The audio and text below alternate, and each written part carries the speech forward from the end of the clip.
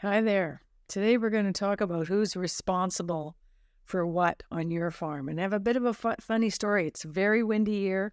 I'm wearing my jean jacket in the office. I left my umbrella open.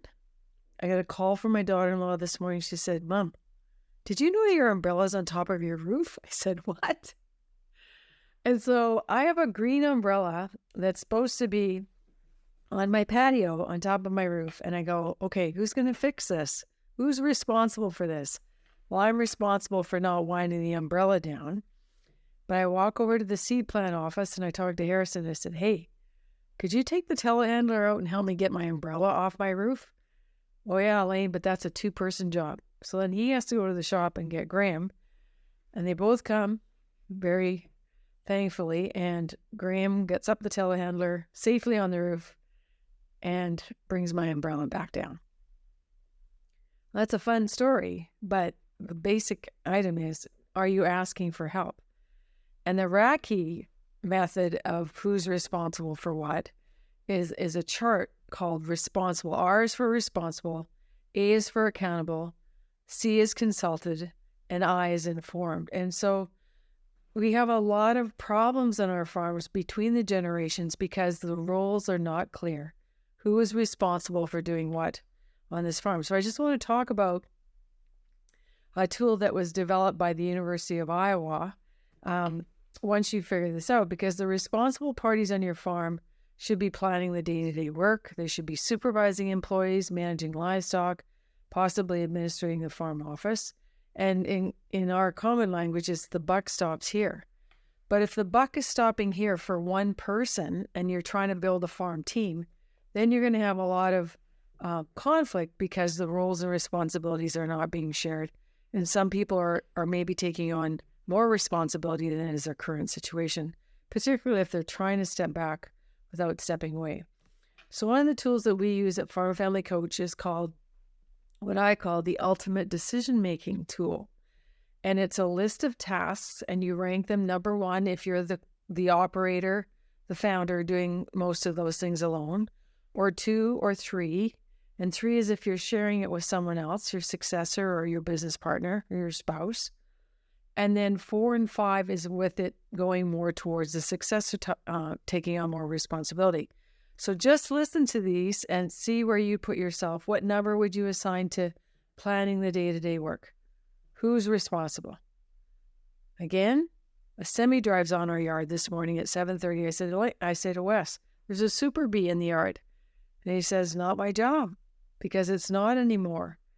But as the clock gets closer to 8 o'clock and no one's seen the semi moving, then Mr. Ambitious Determined goes out the back door and checks to see if the semi has been served.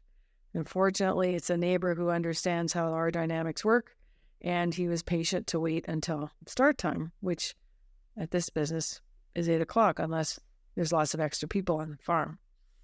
Who is making the annual crop and livestock plans? Who is doing the deciding of the timing of operations? Is that number 1 for the founder? Or is that number 5 for the successor? Or is it number 3 for them making it together? Who is deciding to sell the crops and the livestock? Who is deciding when to pay bills? Who's negotiating the purchase of machinery and equipment? Who's deciding when to have more help? Who's deciding if we need more labor? Well, lots of people think we need more labor, and yes, it's hard. And if you need a good HR specialist, I recommend Lindsay Seafoot from Curbridge Company here in Wawanesa, Manitoba, and figure out what you need responsibility for and who needs to take on more action besides just being informed and consultant. Who's going to be accountable for getting that extra employee in place? Decide on the amount of work. Again, more tension about whether or not you're working hard enough, or on this farm, no matter what we do, Elaine, it's never good enough. Where did you learn that language? Why aren't you asking for what you need and blocking time off? So negotiating, who's responsible for negotiating loans and finances and all of those other things. So the people who are accountable are the delegates and the people that review the work involved in a project, and their job is to make sure the responsible person or the team knows the expectations of the project and gets the work done on time. Every task should have only one accountable person and no more. And these are typically the people in leadership or management role.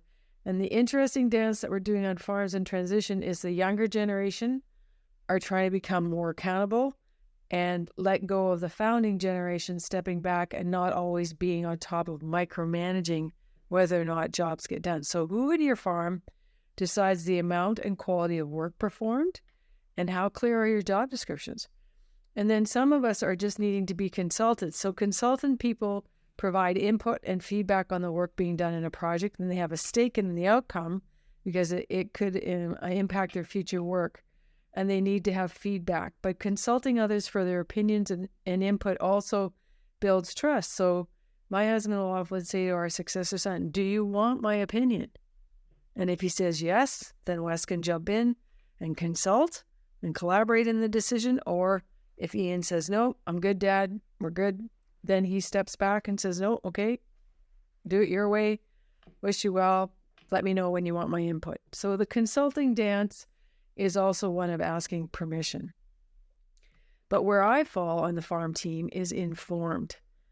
Where are you working today? Where do I need to deliver lunch? I play much more of a traditional role of a support, but many of you watching this as women in agriculture are on the machinery, you're doing the marketing, you're in the admin office, and you are like farming actively way more than I am as a traditional supportive role. I want to be informed, though, about why the John Deere salesman drove on the yard today and what are we buying and why do we need a new piece of equipment. And so I might say, what happened today? Can you just keep me in the loop? And I'll ask, what's the plan for tomorrow and where do you need my support? So some powerful questions just as we wrap up. How do you want the family to participate on this farm? And take each person's name and use the RACI chart, responsibility, accountability, consultant, and informed, besides everyone's name to see what they want their role to be. Who gets to be an owner? When do they get to buy in? If folks want to exit, can they come back to the farm later? What guidelines do you have for off-farm experience? Who gets to work on this farm? What are the main roles or job descriptions? And we've talked about that before. So if you like Dick Whitman's job descriptions, let me know by just firing us an email in the contact sheet at farmfamilycoach.com. And just have a sit down and saying, are you good with how we're negotiating the roles and responsibilities on this farm? And listen to what especially the next generation is saying, because many of them are frustrated.